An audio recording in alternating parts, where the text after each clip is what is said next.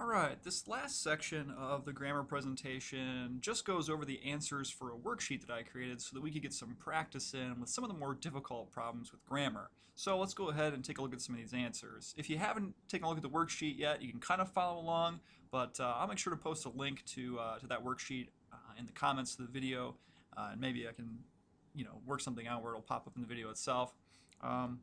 But we're just going to kind of go over the answers, and I'll try and explain them as best I can. Usually there's a lot more student interaction in this because I like to ask students the questions and then have them tell me what they're thinking.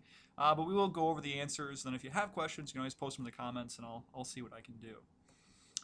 So this first part of the worksheet deals with just subject-verb agreement. We're trying to use the word has or have. Has, of course, is the singular form of the verb. Have is the plural form. And we want to just find our subject and see if it's singular or plural, and then match the verb singular or plural. Singular goes with singular, plural goes with plural. We've been over that already. So we have this sentence here: the destruction of wetlands blank caused a significant decline in species diversity, and we of course want has caused a significant decline in species diversity. A lot of people think it might be have because wetlands, that's plural. But one pro tip for grammar is that you will never find the subject of a sentence in a prepositional phrase, and of wetlands is a prepositional phrase. So that definitely can't be our subject. So what is the subject? The subject of the sentence is destruction. Let's see if we can get that going. Right, there's destruction. That is actually the subject of our sentence because it's destruction that has caused significant decline in species diversity. Our verb there is caused, right? And so we want has because it's the singular form, because destruction is singular. The next one's a little easier. Pollutants and ozone depletion have contributed to further problems in animal populations. Here it's have, although we might think it might be has because ozone depletion, that's just one thing, right? But we have a compound subject here joined with and. And since the word and is there, we know that there's one thing, pollutants, and another thing, ozone depletion. That gives us two things, which means that it's going to be plural, and we want to choose our plural form of the verb have. So that one takes care of that. Despite a great deal of research indicating specific verifiable causes for species extinction, neither politicians nor the American public has taken any significant steps toward remedying the problem. A lot of people get this one wrong and then they complain, but it's singular because we have a compound subject again, but it's joined with or nor. Here in this case we have it joined with nor.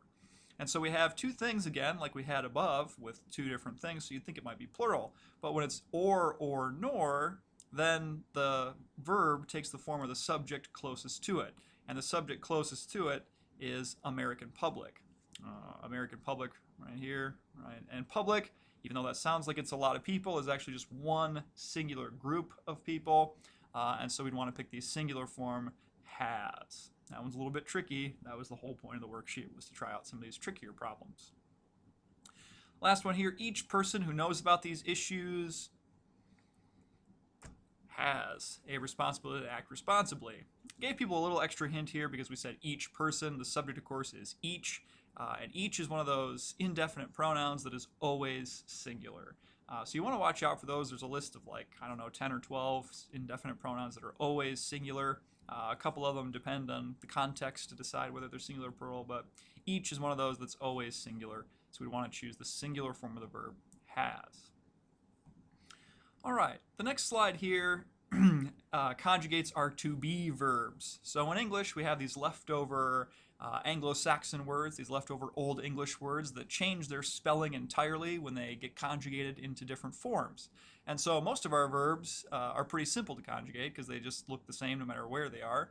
But some of them, like to be, take different forms altogether and are spelled completely different. And so a lot of students get a little bit confused, so I just wanted to go over that and remind people of what they are. So we'll go ahead and go through these, and then I'll maybe fill you in on what the past tense would be as well. But it should be I am writing. It's our first person singular form of the to be verb. You are writing, our second person singular form of the to be verb. He, she, or it, all of them are the same. He, she, or it is writing. There's our third person singular form of the to be verb. We are writing, plural first person form of the to be verb. You all are writing. There's our second person plural, which doesn't actually really exist, except for in the South. People say y'all every once in a while. But we do say, you when we refer to a lot of people, and that's our sort of second person plural. And of course, they are writing. So they is the third person plural pronoun. And of course, we want to match our to be verb with that and say are. If you did these in past tense, it would be I was writing, you were writing, he was writing, we were writing, you all were writing, and they were writing in the past tense. And if you try to use a helping verb and make it all the future tense, then you'd have a really easy time with this, because in the future tense, even though it doesn't technically exist, really, because it's just the present tense, but it would be, I will be writing, you will be writing, he will be writing, we will be writing, you all will be writing, they will be writing. And so we could talk about the depths of grammar and get into why that is, but that's the sort of easy way out of this part of the worksheet. But this is what I was looking for. All right, this is just trying to make sure that our tenses agree in our sentences. So we want to make sure that we choose the one that matches up with the rest of the sentence. So last time I watched Star Wars A New Hope, I noticed that Luke calls Leia Carrie after he blows up the Death Star. Well, we all probably know that the answer is noticed, because it happened last time. So last time is our clue there that lets us know, oh, it happened in the past, it's done and over with. Now you might think, oh, but I was just trying to match it with the verb. And the verb says calls here. That's in the present tense. And you're right, but remember that we said earlier that if you're talking about works of fiction, like books or movies or plays, then we talk about them as if they're happening in the present. And so in this case, we have a mixed-matched verb. Here's the past tense, here's the past tense, here's the present tense. But it's because we're talking about a work of fiction, which is why we have that present tense in there, because it's a Star Wars, it's a movie, it's fiction, and it's all made up. So we talk about that as if it's in the present tense. The real important thing is that I watched, there's the subject, and then past tense, and then of course we want to make sure our other one matches that, past tense, past tense. Okay, the next one here, I have never been a Star Trek fan, but I really liked the newest installment when I saw it in the theater. Well, if you don't read this one all the way through, you might have said like, but the answer, of course, is liked. So the clue here is saw it in the theater. I saw in the theater, past tense, and so we want to make sure it's past tense. So there we go, that's taken care of. If you take that last prepositional phrase out, if we take out when I saw it in the theater, our sentence would read, I've never been a Star Trek fan, but I really like the newest installment and then we can take the rest of it off. I really like the newest installment. So that's a possibility, but of course we do have this clue in our prepositional phrase at the end that we saw in the theater in the past tense. We want to make sure it matches. Okay, this next one's complicated because we have a bunch we got to pick. So when I watch or watched most sci-fi movies, I wanted or want to went or go out and bought or buy a book on quantum mechanics or go back to school for a degree in physics. This one's pretty easy if we remember to try and match them all to keep them all the same.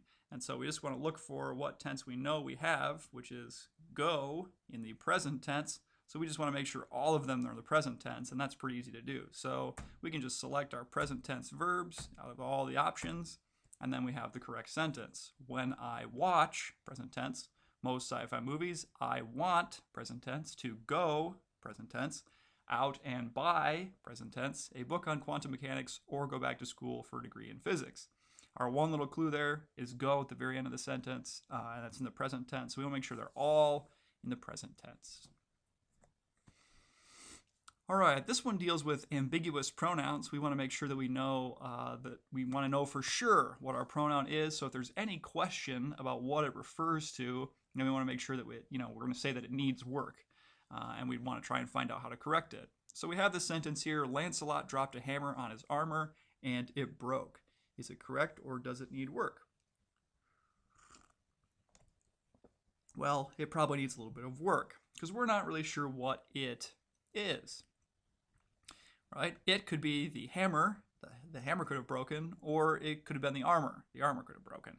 So we're not really sure what it is. We'd want to revise it and say, Lancelot dropped a hammer on his armor and the armor broke. That would be one way to fix that sentence and make it absolutely clear what it is. All right, the next one here. After he returned from a quest, Lancelot met up with Arthur and Guinevere in Camelot. He asked them if any of the other knights had returned. Is this correct or does it need work? Well, some of my students think it needs work, but it's correct because there's actually no way to misread it as it is. If you put down that it needs work, you're probably okay, because it'd be very simple to change that he, see if we can find that, he into Lancelot. That would be the easiest way to fix that, so there would definitely be no ambiguity, but it's impossible to read it the wrong way. One of the things is that Lancelot is all by himself in that first part of the sentence, and Guinevere and Arthur are together. So he, we would assume, would be the person who was all by himself in the first part. Lancelot and them, we would assume, would be the people who were them in the first part of the sentence as well. So there's that assumption that we make. The other assumption we could make is that if he was the other he in the sentence, Arthur, why would Arthur ask Lancelot and Guinevere if any other knights had returned if he was already back at Camelot? So that doesn't really make any sense either. So there's no way to misread that sentence. And so it is correct just the way it is now, but it would be pretty simple to just change he into Lancelot, so we'd be absolutely perfectly clear, but we don't really need to. Okay, the last one here. Bors supported Lancelot even after he abducted Guinevere. Well, we got a pronoun in there. Is it correct or does it need work? Well, it's hard to say. If you're reading it without any context, it might need work because we're not 100% sure what the situation is. So does Bors abduct Guinevere but then still support Lancelot, even though maybe Lancelot doesn't want his support? Or does Bors still support Lancelot even after Lancelot abducted Guinevere? So there are two ways to read that sentence with the he in there. So it does probably need work if you don't have any other context. Of course, if you've read much Arthurian legend, then of course you know that Bors never abducts Guinevere. Lancelot's the only one who does that. So, if you've read the book, it's correct the way it is because there's no confusion about the plot. But if you haven't read, Thomas Mallory's Le Morte d'Arthur, you'd probably say that it needs some work. So that one's right either way. Okay, this last part is about fragments and run-ons, and there are 4 small sentences. And what we want to do is we want to decide, is it a fragment? Is it a run-on? Is it okay? And what do we need to do to fix it? So this first sentence here says, all fundamental particles can be categorized as either bosons or fermions, but most people are only familiar with the larger subatomic particles, such as the proton or the neutron.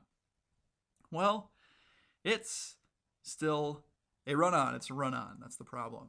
We have 2 independent clauses. We have all fundamental particles can be categorized as either bosons or fermions. There's one independent clause. Then we got another independent clause. Most people are only familiar with the larger subatomic particles, such as the proton and the neutron. And then we have a but in between them. We have one of our fanboys in between them, but we know that fanboys on their own are not strong enough to separate or join independent clauses.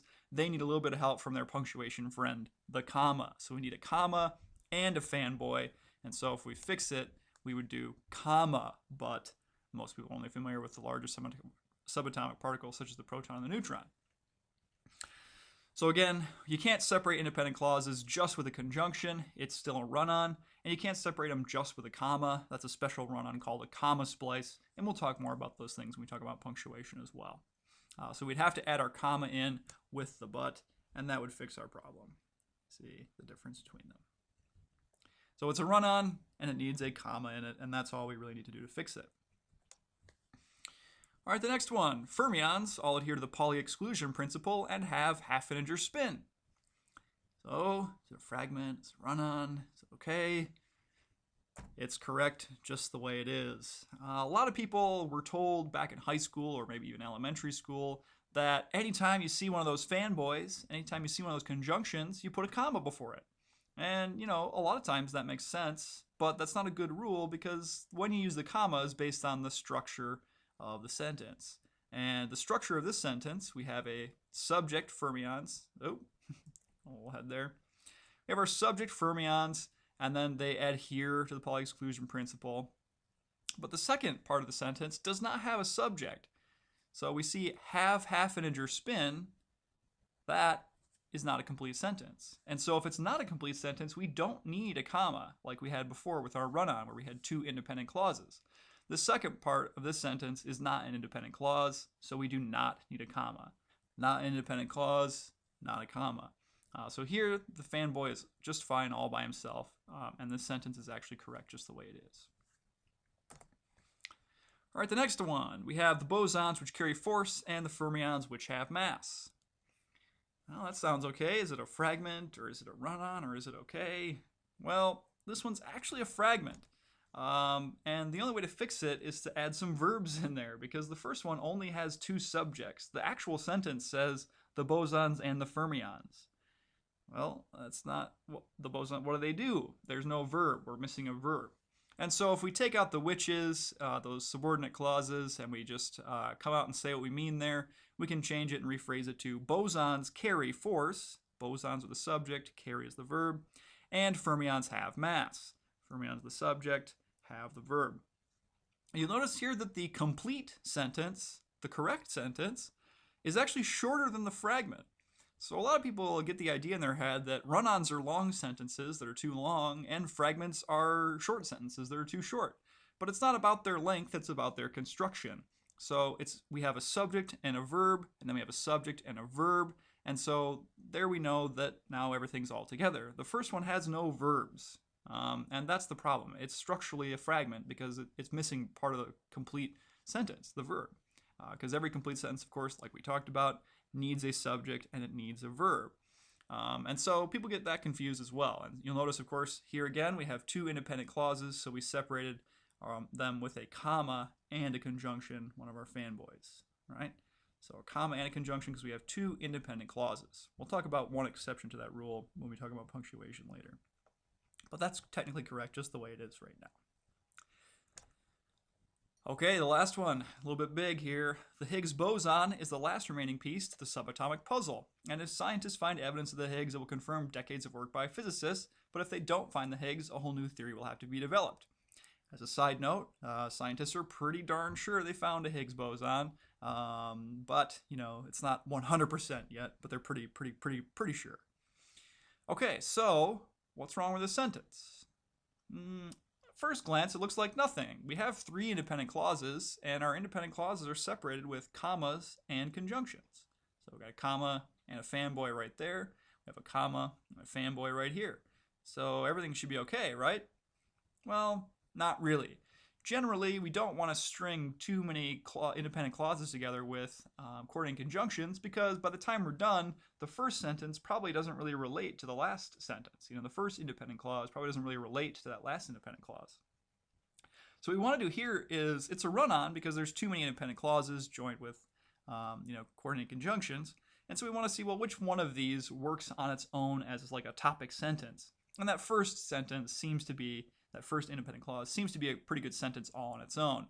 The second two sentences are structurally similar, which is why we'd probably want to keep them together with our coordinate conjunction. And so we just want to replace that first comma and, our first comma and coordinate conjunction separating independent clauses, with a period, and that'll fix our problem of a sort of run-on that doesn't have the first part relate to the last part. So we have the Higgs boson as the last remaining piece of the subatomic puzzle. If scientists find evidence of the Higgs, it will confirm decades of work by physicists, but if they don't, a whole new theory will have to be developed. So there, that all looks pretty nice, and we don't have too many clauses just strung together with commas and coordinate conjunctions. Couldn't write a whole paper that way, it'd be kind of silly. So we want to make sure that we keep our units of meaning down to their minimums and put periods wherever we can. Okay, a lot of students complain, that's the end of the worksheet by the way, but a lot of students complain about the technical jargon in those last few questions, those last few examples. You know, they say, oh, I don't know what fermions are, what's the Pauli exclusion principle, or, you know, they ask a lot of questions like that about quantum mechanics. And I tell them that really, you don't have to know what those things are to know what they do in a sentence, because every sentence can be broken down into a spot run sentence. You know, we have the simplest sentence in English is spot runs. One of the simplest sentences, right? Because we have our subject spot and our verb runs, and so spot runs a pretty simple sentence. And once we know what the parts of a sentence are, there's only, you know, we talked about how there's only really like maybe 10 of them. Once you know what those parts of a sentence are and you can identify them, it becomes pretty easy, no matter what the sentence is or how much of it you understand, to label the grammatical parts of the sentence, regardless if you know what they mean. And so let's take a look at that first sentence from the examples about fragments and run-ons.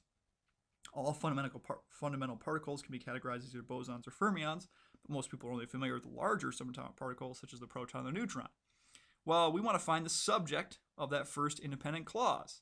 So it's a little bit bigger than a one-word spot, subject, but it's there. Our subject here is all fundamental particles, and that's the spot part of our sentence, right? Because spot is the subject, and so there's our subject. What's our verb? We want to try and find our verb. You'll probably notice that the verbs pretty much always come right after our subject, so can be categorized. Got a little verb phrase there. And so Spot runs. There's our subject and our verb. And then the whole rest of that independent clause is just a big prepositional phrase.